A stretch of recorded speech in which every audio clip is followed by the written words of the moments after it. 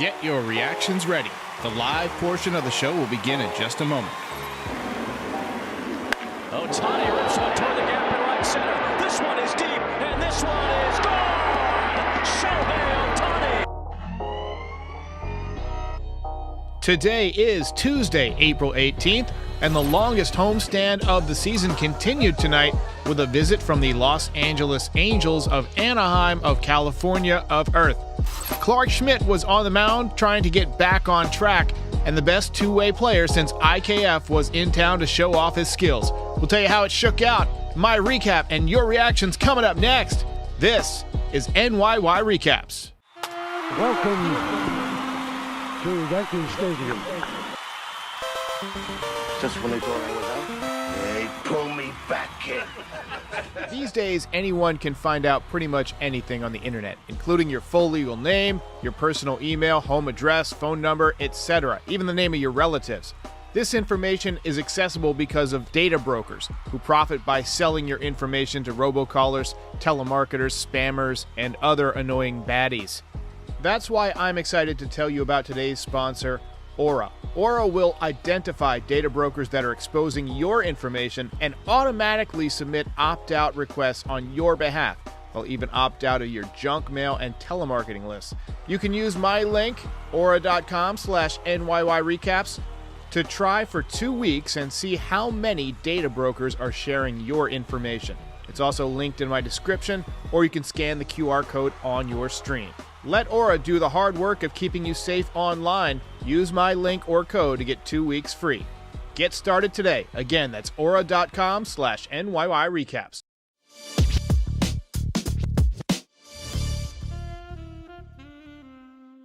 Postgame show is brought to you by Christ, I can't find it. The hell with it.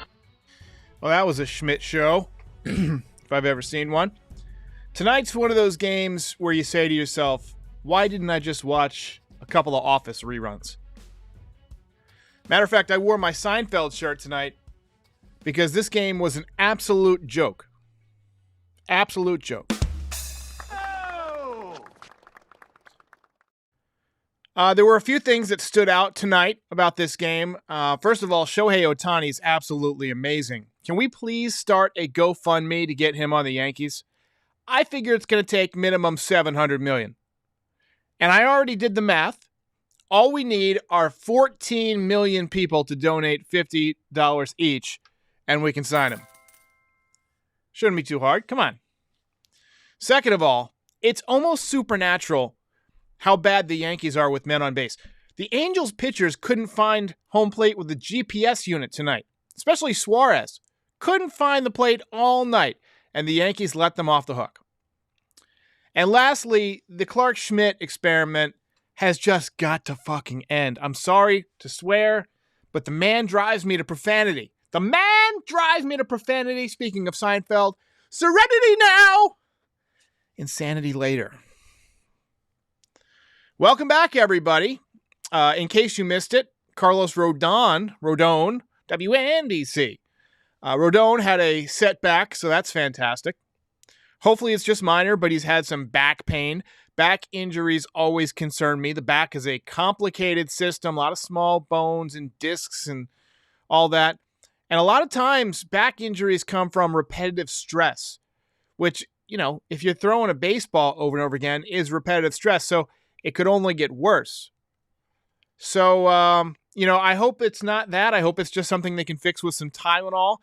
Back injuries can take a long time to heal, too, because they're a low blood supply area in certain spots.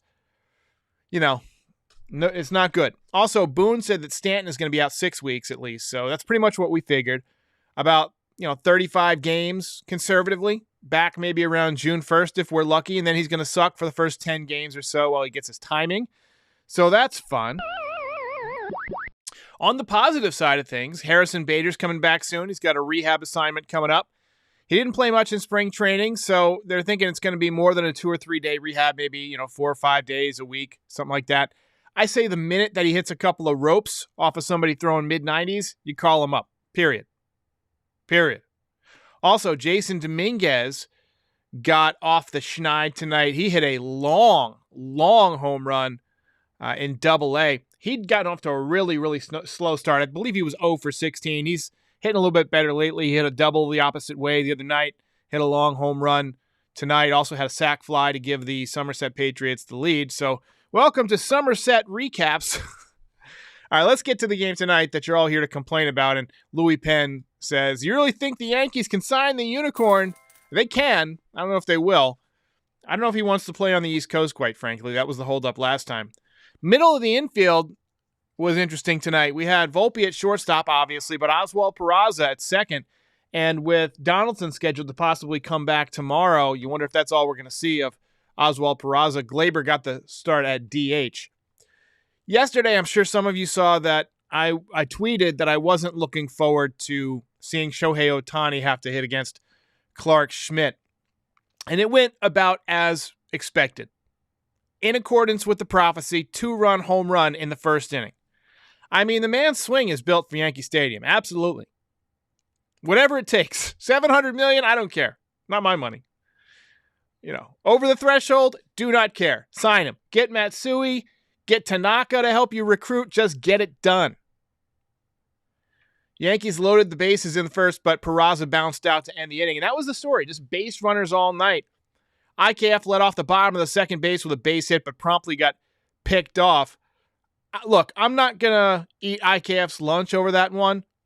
I think it should have been called a balk. But IKF also had a number of soft flyouts tonight. He's hit a lot of soft flyouts this season. He's got to realize he doesn't have power and hit the ball on the ground. Start legging him out, to quote Lou Brown. Angels knocked out Schmidt in the fourth inning. Final line, 3 2/3 innings, 6 hits, 4 runs, no walks, 5 strikeouts. It was just awful. He did have a stretch where he got out 8 guys in a row, but, too many balls in the middle of the plate, and once again, can't pitch deep in the game, can't get through the lineup more than one time. This time he couldn't get through the lineup one time. Couldn't get through the first inning. His ERA is 8.79. And that is not what you want, to quote Joe Girardi. I mean, it's almost a run an inning. That's unacceptable for a major league pitcher.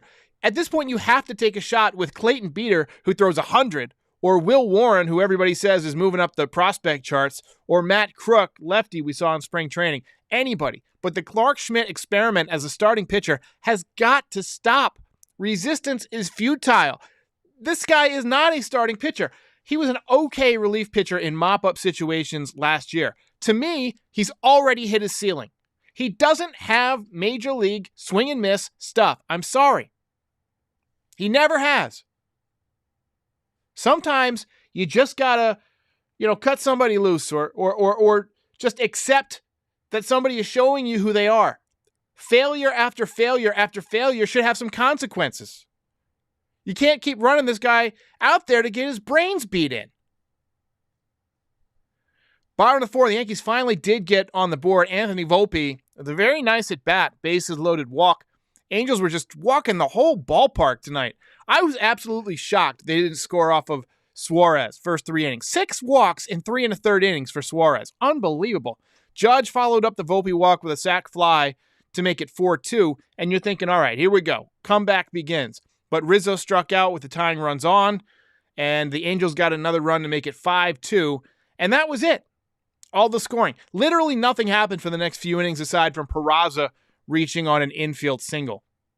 Actually, something did happen.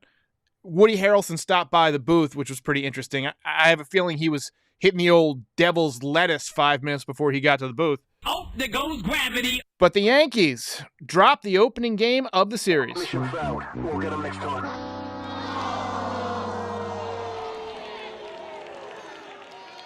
Douglas Rao, with an excellent point, as he makes every night, says, how is this team so shallow that we're already in a position of having to watch IKF and Hicks in the outfield?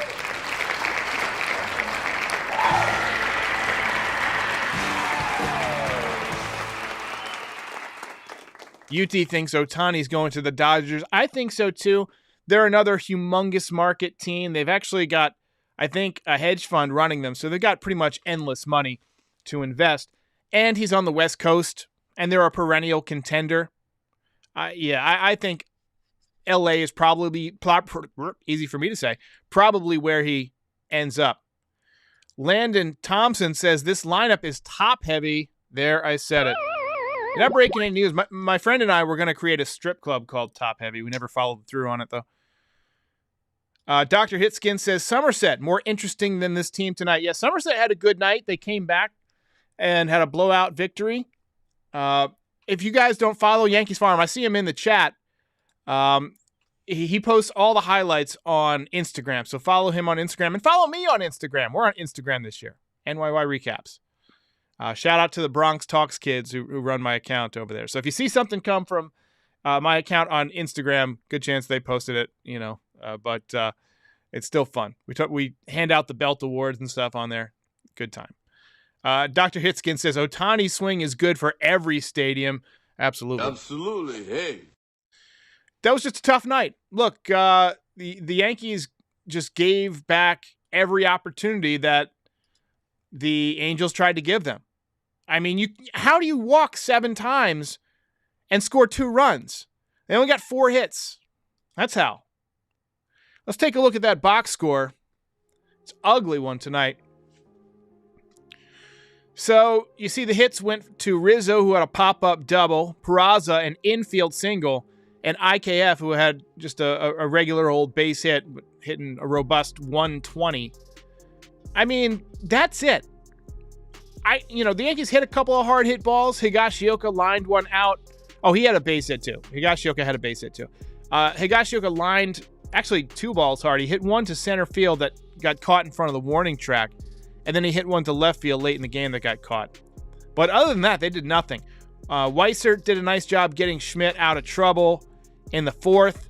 Marinaccio went 2 scoreless innings. Actually, he allowed a run, but it was not an earned run. Cordero pitched a couple of scoreless innings, 3 strikeouts, and Abreu came in to finish it off. Look at Suarez's pitching line. 6 walks. Guy's got a 9.26 ERA and a 2.40 whip, and this offense couldn't do jack against him. That's horrendous. That's just horrendous. I don't even want to look at this anymore.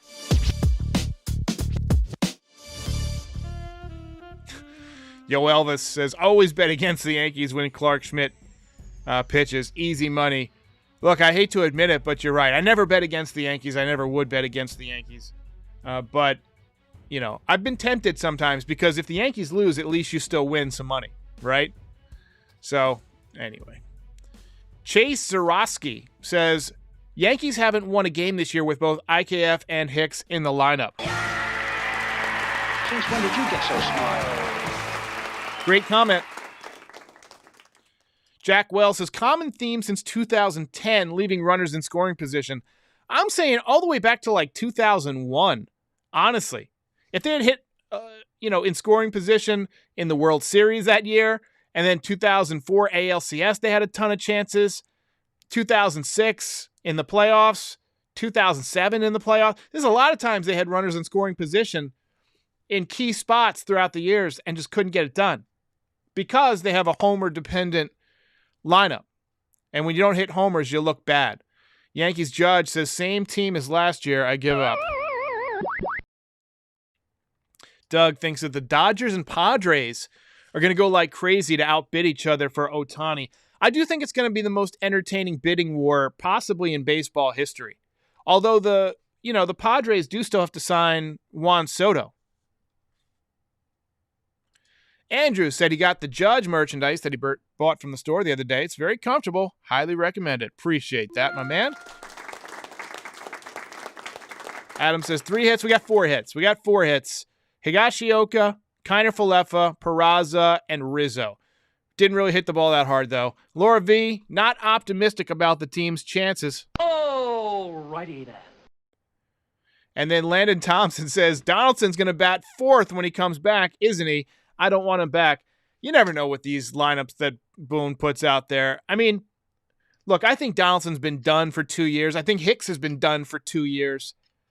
And look, there was a ton of excitement on Twitter tonight about Aaron Hicks's cleats, and I had to speak up. I don't care what kind of cleats he wears. It doesn't matter what kind of cleats he wears. What matters is that he totally sucks at baseball. Just not a good baseball player. Andrew also says that we lost 4 series openers in a row now. If that's true, and I think it is, that's tough to swallow. Doug says, are the kids running your TikTok? I don't have TikTok. So we got a super dono from Louis Penn says, the Yankees could not advance those runners on base. Those walks from Suarez were gifts. You've got to take advantage.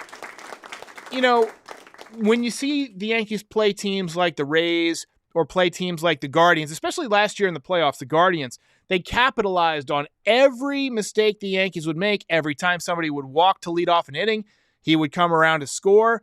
It's like the Yankees just try and, hammer home runs once they get guys on base instead of, creating movement, maybe hit and run once in a while. Put some pressure on the defense.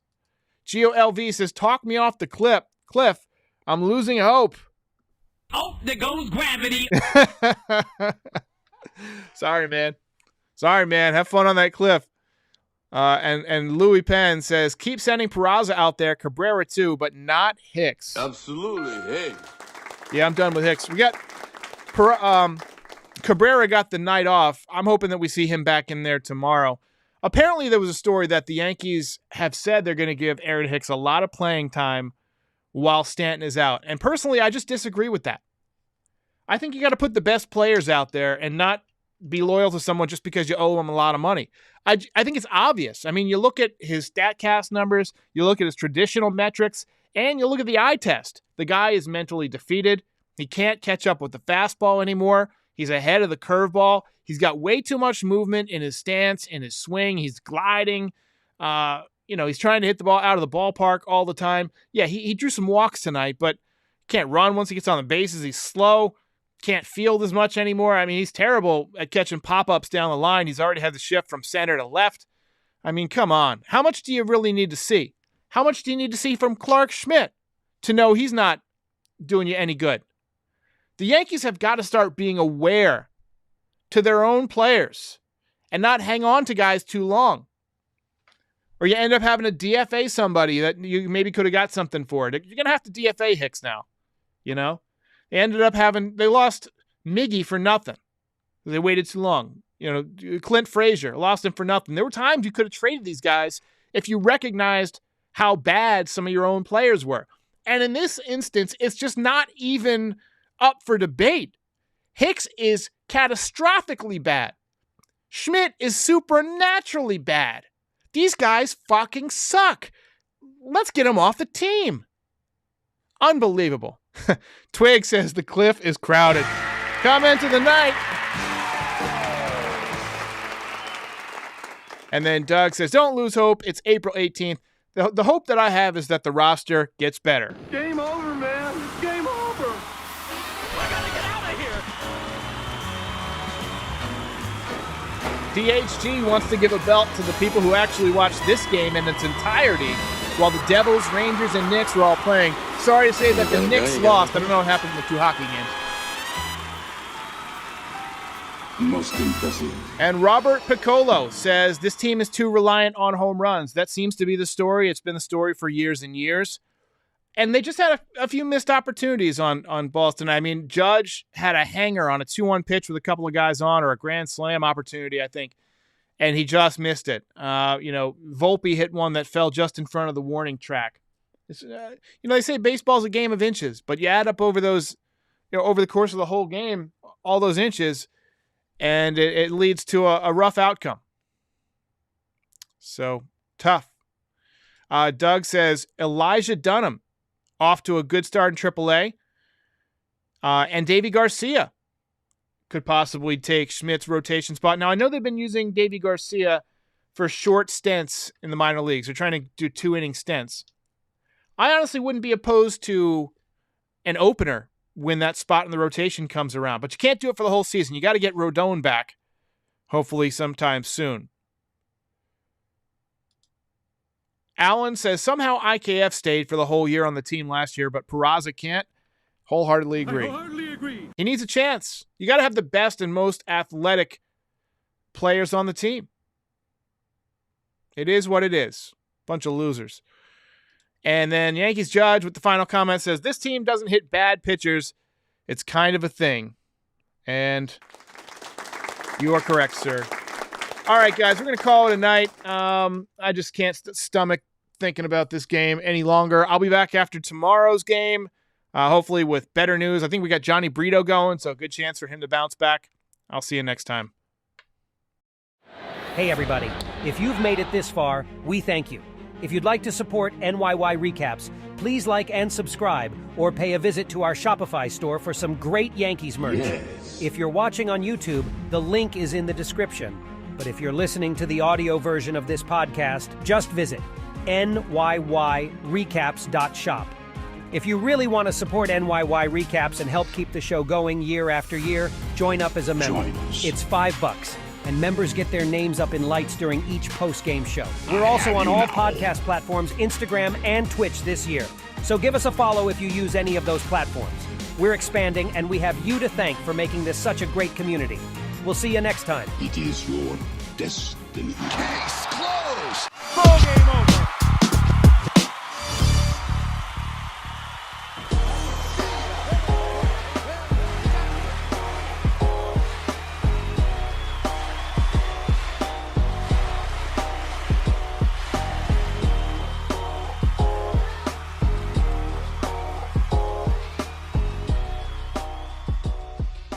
Most impressive.